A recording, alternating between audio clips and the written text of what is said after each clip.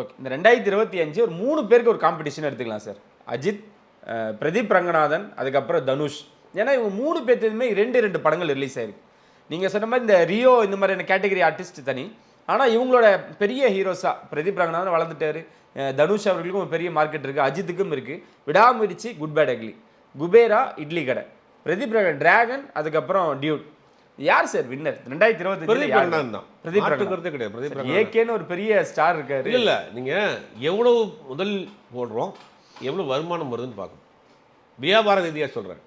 ஆனா அவர் ஓப்பனிங் பார்க்குறப்ப இன்னைக்கு வரைக்கும் அஜித் வந்து நம்பர் 1 இருக்காரு. சரி, அவருக்கான ஒரு ஓப்பனிங் இன்னைக்கு அஜித் படம் ரிலீஸ் ஆச்சுன்னா கண்ணை மூடிட்டு 3 நாள் ரிலீஸ் பண்ணி புக் ஆயிரும். பிரதீப் ரங்கநாதனுக்கு 3 நாள் புக் ஆகுமான புக் ஆகாது.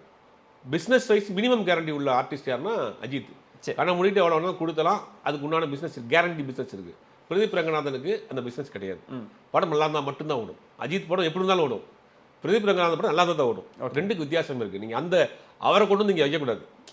இந்த இயரை பொறுத்த வரைக்கும் பிரதீப் ரங்கநாதனுக்கு 2 பிளாக் பஸ்டர் கொடுத்துருக்காரு. தனுஷை பொறுத்த வரைக்கும் மிட்லி கடை போல சரியா போல, குபேராவும் சரியா போல. இந்த வருடத்தில் அவருக்கு தோல்வி படம் இந்த வருஷத்துல தான் சொல்றேன். மற்றபடி வந்து பார்க்குறப்ப இந்த வருஷத்துல ஜாக்பாட் அடிச்சது யாருன்னா பிரதீப் ரங்கநாதன். ஒவ்வொரு வருஷத்துக்கு ஒரு அடிக்க லக்கு. அந்த மாதிரி இந்த வருஷம் வந்து பிரதீப் ரங்கநாதனுக்கு லக் அடிச்சிருக்கு. இதை எப்படி அவர் கொண்டு போக போறாரு கடைசி வரைக்கும், இதை வந்து வேற ட்ராக்ல மாற்ற போறாரா என்னங்கிறது தெரியல.